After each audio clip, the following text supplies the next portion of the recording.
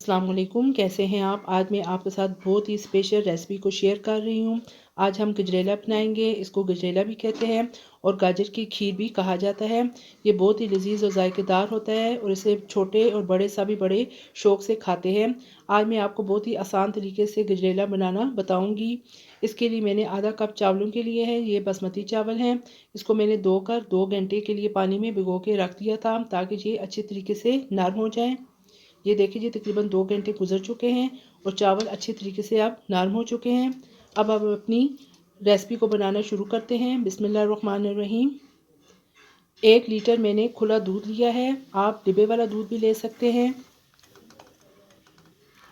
चावलों को मैंने मिक्सी के अंदर डालकर ग्राइंड कर लिया था। देखिए जैसे ही दूध में उबाल आ जाए तो चावलों को ग्राइंड करके आप इसके अंदर शामिल कर दें।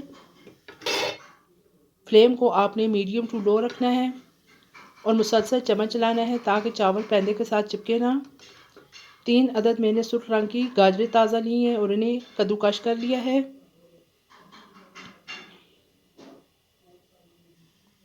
ये देखिए जी दूध में उबाल आना शुरू हो चुका है। हाफ़ टी स्पून इलायची का पाउडर शामिल कर दें। साथ में कद्दूकश की हुई जो गाजरें हैं उनको भी शामिल कर दें। तमाम चीज़ों को अच्छे तरीके से आपने मिक्स करना है और मुसलसल चम्मच चलाना है। इस खीर को बनाना भी बहुत आसान है और ये जायके के एतबार से बहुत ही लाजवाब बनकर तैयार होगी। आपने तमाम पॉइंट्स को मद्देनज़र रखना है।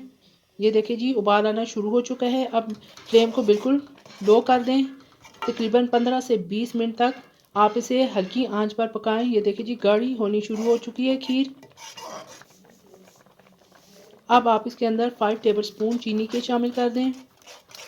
चीनी आप अपनी मर्ज़ी के मुताबिक कम या ज़्यादा कर सकते हैं। ये देखिए जी कितना अच्छा कलर खीर का आ गया है।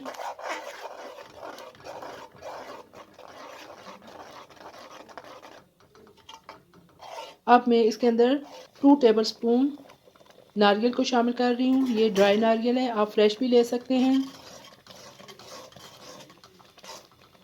ये देखिए जी खीर तैयार हो चुकी है। अब फ्लेम को ऑफ कर दें। मैं आपको डिश आउट करके दिखाती हूँ।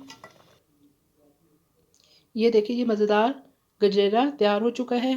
ये देखने में भी किस कदर खूबसूरत है और खाने में भी उतने लजीज और जायकेदार है और इसकी बहुत सी अच्छी सी खुशबू आ रही है।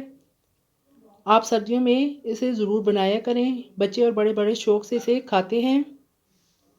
इस तरीके से एक दफ़ा ज़रूर बनाइएगा और मुझे कमेंट बॉक्स में बताइएगा कि आपको मेरी ये रेसिपी कैसी लगी है।